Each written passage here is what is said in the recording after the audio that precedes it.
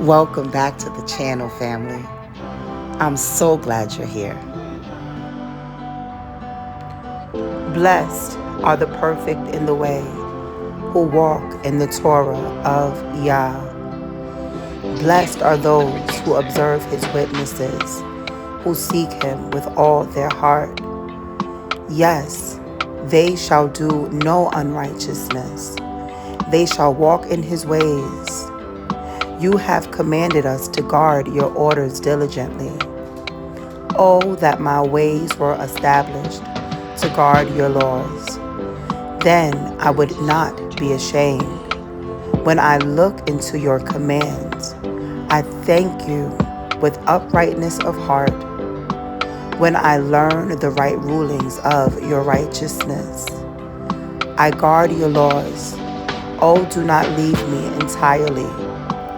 How would a young man or woman cleanse their path to guard it according to your word? I have sought you with all my heart. Let me not stray from your commands. I have treasured up your word in my heart, that I might not sin against thee. Blessed are you, O Yah. Teach me your laws. Barak Yahuwah, we need him like we need our coffee and tea in the AM. So come out, show your support for our Giving Bean fundraiser using the QR code above. We've got your loose leaf tea. We've got your coffee, whether it be K-cups, ground or bean. We've got cocoa, chai, shortbread cookies. So what are you waiting for? Scan that QR code and place your order now to support Connected in Spirit and Truth Assembly. So your support is helping us to purchase a land that we can fellowship and have a community, so we can homestead, grow our own food, praise Yahuwah, the Most High, and come out of the matrix. So show your support. Here is what you will see when you go on the order form. This is what you will see when you come to the order form. Make sure you see our name is here so you know you're supporting the right cause. Click go to order form, and here is where everything begins. So put one of our lovely sellers there and then start your order. So our ground coffees are available here. Click your quantity of whatever flavors you are wanting. Our whole bean coffees are here. K-cups are available here, and loose leaf teas are here. We also have a tea infuser basket that is available, and you can also get your cocos, chais, and shortbreads here. And then come down, enter in all of your information so we know where to ship, where to email, your name and everything like that. And then it's as simple as that. Your order is complete once you hit submit. Just take out your phone, scan the QR code now so you can place your order.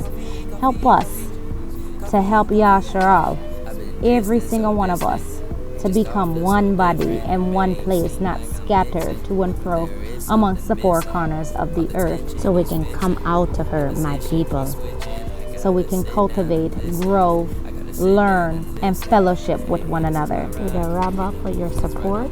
Place your orders now, and Yahuwah be with you.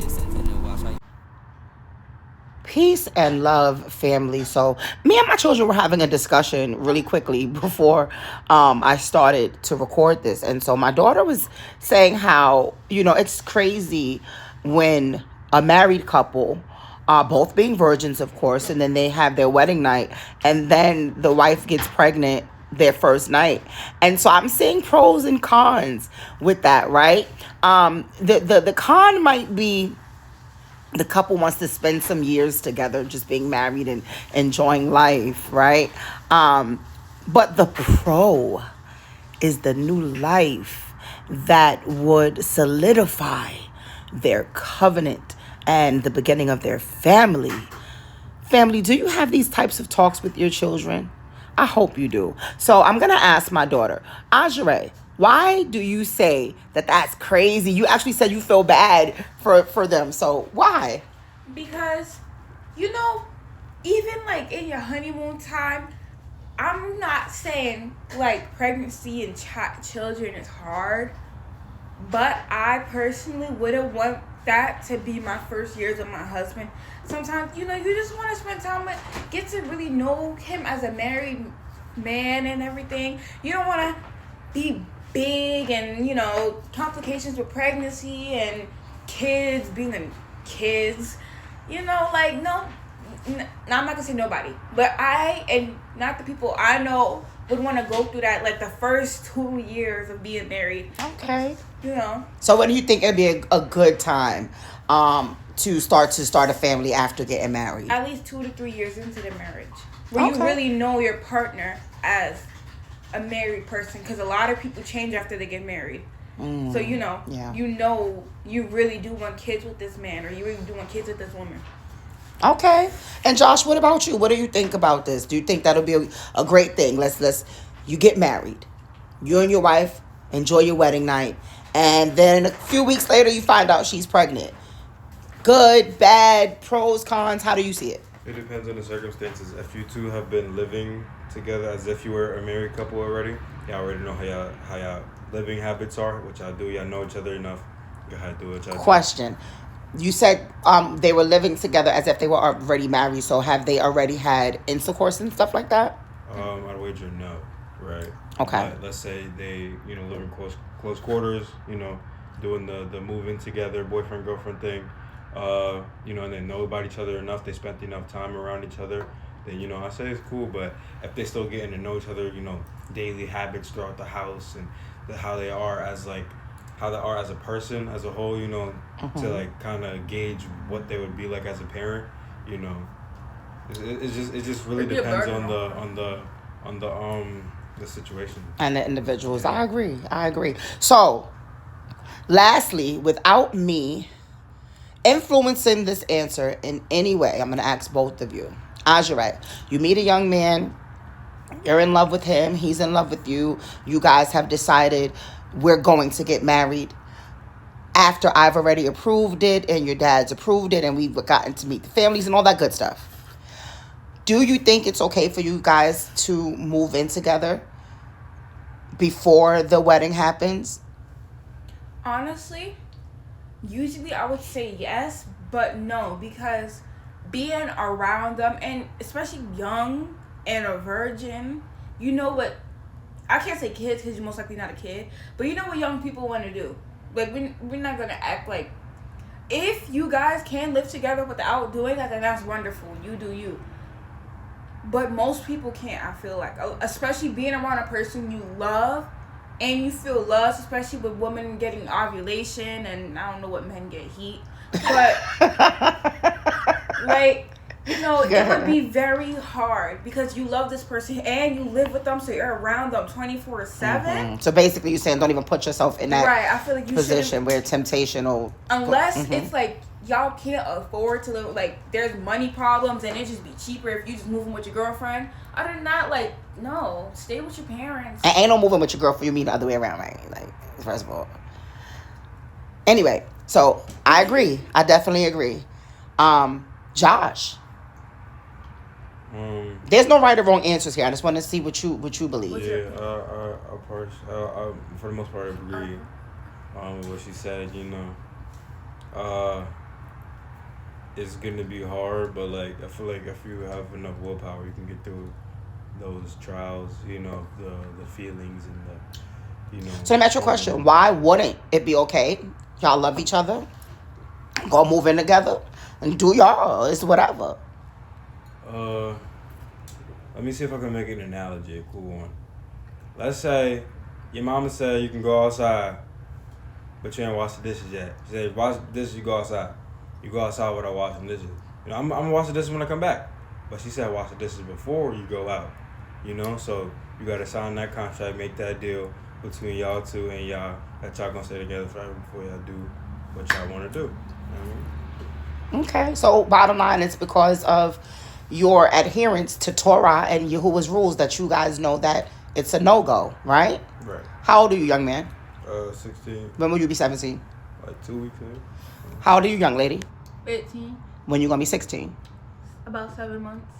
So, family, I asked them their ages because I want to show you guys that this is the age, and even a little younger. We've been having these kind of talks for a while. This is the age that you want to start having these talks with your children, okay? Because they're becoming young adults. We didn't do everything by the book. We didn't do things right. We weren't brought up in this truth. They're being brought up in this truth. So, yes, Yada Yahuwah. Thanks, y'all, for the talk. You're welcome. All right, so now I want to get into this segment, you all. This segment is titled The Seasons of Life. And I remember some years back, I was going through a really, really tough time. And then the next year, around the same time, another tough time. I started to notice a pattern. So I was having a conversation with my sister, the host of the Art of Woman podcast, Azania Amanabaya, and she began to school me on one of the lessons from Hosea. I'm not sure if I'm saying his name right, but he's an author. He's a speaker for the Most High Yahweh. He's doing big things for the kingdom out in Ohio. And anyway, she had shared a teaching with me of his about seasons. And then she spoke to me about the spiritual almanac that he created and everything. And so I sat on that. And every time I'm noticing that type of pattern in my life and in people's lives, I bring up about the seasons of life, how our lives literally imitate the four seasons, the weather. Okay, so I hope you guys are blessed by this segment, because it's true to life, y'all. So, Father Yahweh, in the name of Yahushua Mashiach, I want to thank you. I want to give you glory, honor, and praise for this time that I'm able to share this information with those that you have allowed to come on to this channel. Help me to speak clearly, Abba Yahweh. Let your heart be felt through this segment. Let us be encouraged, uplifted, in Yahushua's name, to give you the glory, honor, and the praise, and to also esteem our kinsman redeemer. Yada Yahuwah, have your way.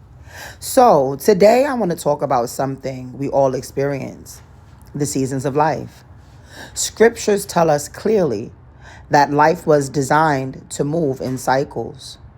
Ecclesiastes chapter 3, verse 1 says, "For all there is an appointed time, even a time for every matter under the heavens." Then it continues and says, "A time to be born and a time to die, a time to plant and a time to uproot, a time to weep and a time to laugh, a time to mourn and a time to dance, a time to love and a time to hate, a time for battle and a time for peace." And this was Ecclesiastes chapter 3, verses 1 through 8. This tells us something important. This tells us that life is seasonal by design. We are not meant to live in one emotional, spiritual, or physical condition forever. So let's walk through the seasons of life, why don't we? We got winter. People would normally attach negativity to winter because, like, who likes the cold, right? But lend me your ear, brothers and sisters, as we discuss winter and the season of stillness. Winter is the season people struggle with the most. Things look still. Growth is not visible. Movement slows down. But winter is not wasted time. It is necessary time. Tehillim, or Psalms chapter 1 verse 3 says, "He shall be like a tree planted by streams of water that yields its fruit in its season." Fruit does not appear constantly. It appears in seasons. Winter seasons in life look like waiting, slowing down, uncertainty, and hidden growth. Yeshayahu, or Isaiah chapter 40 verse 31 reminds us, "Both those who wait on Yahweh renew their strength." Let me say that again. I felt like I said it messed up. But those who wait on Yahuwah, he shall renew their strength. See, waiting seasons are strengthening seasons. Galatians chapter 6 verse 9 says, let us not grow weary in doing good, for in due season we shall reap if we do not lose heart. See, family, winter teaches us endurance. Winter grows roots. Winter prepares us for what comes next. Another thing that happens with the weather that people would look at negatively is rain. You know, you got that song, Don't Rain on My Parade, right? So now we understand that rain happens in all 4 seasons, right? And rain is actually such a wonderful, beautiful, necessary thing. So again, let's talk about rain and the necessary interruption. See, rain often feels inconvenient. It interrupts plans, it slows movement, and it forces adjustment. But rain is essential. Deuteronomy, or Devarim, chapter 11, verse 14 says, then I shall give you the rain for your land in its season, the early rain and the latter rain. Rain is a blessing because it softens the ground. Isaiah 55 verses 10 through 11 says, for as the rain comes down and waters the earth, so is my word. Rain produces growth. In life, rain can look like correction, delays, difficult lessons, and emotional seasons. But rain softens what has become hardened inside of us. Rain prepares the soil of our lives for growth. Spring. Everybody loves spring. At least I know I do. Spring is all about new life. And let's not forget, okay, it's the beginning of our year. And we get to celebrate the Passover, okay, the Feast of Unleavened Bread. Man, I love me some spring. So after winter and rain comes spring. And again, like I said, rain happens in all 4 seasons. But Solomon, the Song of Solomon, actually, chapter 2, verses 11 through 12 says, for look, the winter is past. The flowers have appeared on the earth. Spring represents renewal, healing, opportunity, refreshed beings. 2 Corinthians chapter 5, verse 17 says, if anyone is in Messiah, he is a renewed creature. Spring reminds us that nothing stays frozen forever. But spring growth must be nurtured. New beginnings require care, attention, and consistency. So when you're going through the spring moments in your life, what happens? You begin to anticipate summer because you like, it's about to be on. It's going to be my summer. Why we do that? Us melanated folks, we love to claim the summer as our own. This summer is up. I'm outside. Okay, but anyway, summer, the season of fullness and preparation. Summer is the season of warmth, fruit, and abundance. It just feels good, doesn't it? Things are working. Life feels stable. But summer also carries a warning. See, sometimes we get so comfortable in that goodness. We get so comfortable with that warmth that we don't prepare. We forget that fall and winter is right around the corner. So Proverbs chapter 6, verse 8 says, go to the ant, which prepares her food in the summer. Or consider the ant, right? Summer is not just for enjoyment. It is for preparation, family. Let me say that again. Summer is not just for fun and enjoyment. It is for preparation.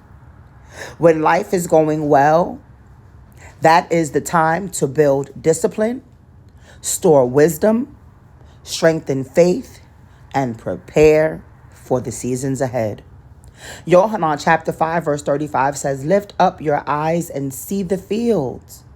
for they are white for harvest. Summer is a harvest season, but also a preparation season. Fall, the season of release. Fall is the season of harvest and letting go.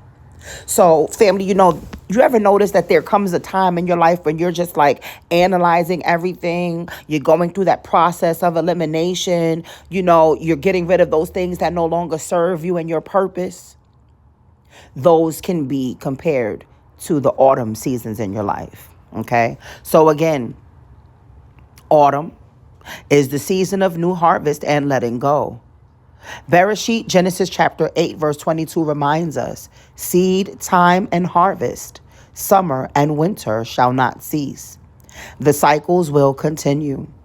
Yohanan chapter 12, verse 24 says, unless a grain of wheat falls into the ground and dies, it remains alone. Fall teaches release. It teaches trust. And fall also teaches preparation for the next cycle. See, in every season, you need to be getting ready for the next season. In every season, you need to be preparing yourself for the next season. I had to say it again because that is how real it is. And I need to drill that into not just you and myself, but also my children. So fall leaves not because the tree is dying, but because it is preparing for survival. So here's the truth. If you are in winter, just know that spring is coming. If you're in the rain, know that something is growing. If you are in the springtime, nurture what Yahuwah has started. If you're in the summer, enjoy it and prepare wisely. If you're in the fall, release with trust. Because Ecclesiastes has already told us, for all there is an appointed time. Every season has a purpose. Every season has value. And every season is working together for growth. Trust the season you're in. Trust the process. Trust what Yahuwah is growing in your life. Family, I hope that you have been blessed in this segment. I hope to see you in the comments. And I trust that Yahuwah will cause those that need to hear this to hear it. And with that, love you. Bye. You're more real than the ground I'm standing on. You are. You're more real than the wind in my lungs. You are. Your thoughts define me. You're inside of me. You are my reality.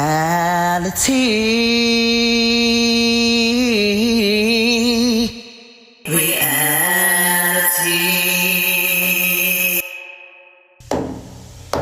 'Cause I belong to you.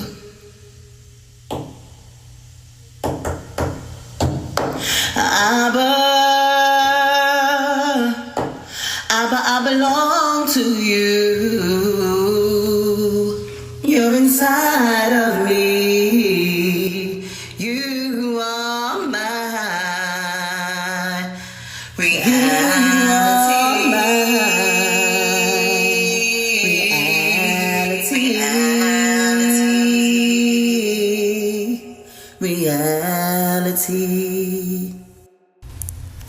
To be surrounded by your glory, what would my heart feel? Will I dance for you, Abba?